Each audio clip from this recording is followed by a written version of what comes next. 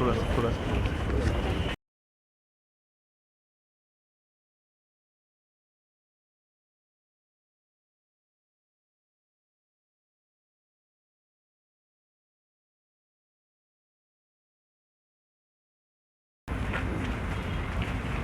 इस बघेल ने आज फॉर्म भरा है। ये हमारे मुख्यमंत्री रहे हैं 5 साल तक। इन्होंने गरीबों के लिए, आदिवासियों के लिए, नौजवानों के लिए, किसानों के लिए न्याय मांगने के लिए राहुल जी पूरे देश में घूमे हैं। उनके प्रतिनिधि के रूप में आज इन्हें फॉर्म भरा है। हम सब इनको शुभकामनाएं और आशीर्वाद देते हैं। हम प्रचंड बहुमत से राजनांदगांव को जीत रहे हैं। चाहे कोई कुछ भी कहे, मगर रिजल्ट बताएगा कि यहाँ से राहुल जी जीतेंगे, यहाँ से संविधान जीतेगा, यहाँ से भूपेश बघेल जीतेगा। माहौल बन पाया अभी छत्तीसगढ़ में 3 चरणों में चुनाव हो रहा है। प्रथम बस्तर में और द्वितीय चरण में महासमुंद, कांकेर और राजनांदगांव, और तृतीय चरण में फिर 7 लोकसभा हमारे छत्तीसगढ़ के जो बचे हैं उसमें मतदान हो गए।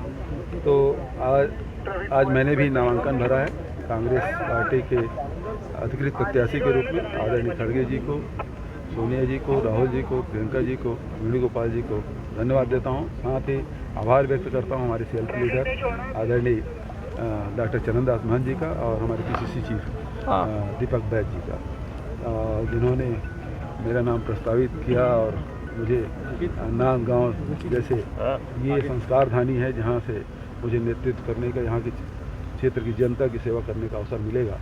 तो काफ़ी उत्साह है लोगों में और सभी ब्लॉकों का दौरा हो चुका है, सभी विधानसभा हम लोग जा चुके हैं।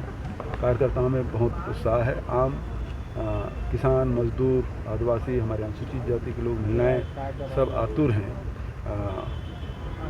26 तारीख का इंतज़ार सब कर रहे हैं और मुझे पूरा विश्वास है सबका आशीर्वाद मुझे मिलेगा। ये कोशिश हो रही है क्या सर, जो ज़्यादा से ज़्यादा नामांकन हो कार्यकर्ताओं की तरफ से? आपने अपील से ज़्यादा नामांकन नहीं, मैंने अपील ये की, देखिए जब ईवीएम का सवाल उठा तो ईवीएम को रोकने क्या उपाय है, तो मैंने निर्वाचन आयोग के जो प्रश्नोत्तरी है जिसमें प्रश्न क्रमांक 303 उसका उल्लेख मैंने किया कि 384 नोटा सहित यदि नामांकन करते हैं और कैंडिडेट रह जाते हैं तो वहाँ फिर ईवीएम से चुनाव नहीं होगा, बैलेट पेपर से होगा। अब इसको तोड़ मड़ोड़ के जो बात कर रहे हैं वो अलग बात है। बचत वहाँ के साथियों ने कहा हम नामांकन भरेंगे, वो तो पाटन की बात थी, दुर्ग लोकसभा की बात थी। तो शंकाएँ तो अभी भी है, जहाँ भी हम लोग जा रहे हैं लोग यही कह रहे हैं कि हमने तो वोट दिया था, हमारा वोट गया कहाँ। हमारे पोलिंग बूथ से हमको लीड करना था लेकिन हम पिछड़ गए। तो ईवीएम पे लोगों का विश्वास तो रहा नहीं। अभी जिस प्रकार सुप्रीम कोर्ट में भी इलेक्शन कमीशन को जो नोटिस दिया है वो भी बहुत महत्वपूर्ण है और यदि ये इसी समय जल्दी से जल्दी यदि उसमें कोई फैसला आ जाता तो बड़ी बात होगी। जो वीवीपैट है वो मतदाता के हाथ में आए और वो बॉक्स में डाले और उसकी गिनती हो, ये तो सभी चाहते हैं। सभी नेताओं ने भी कहा और जिस प्रकार से राहुल जी ने 31 तारीख को रामलीला मैदान में जो कहा कि मैच फिक्सिंग की बात, तो वो शंकाएं तो सब में है। लोकतंत्र के इस पर्व में आपने पहले नामांकन कर लिया, संतोष पांडे प्रतिनिधि आपके रहेंगे, क्या उनको शुभकामनाएं देंगे आप?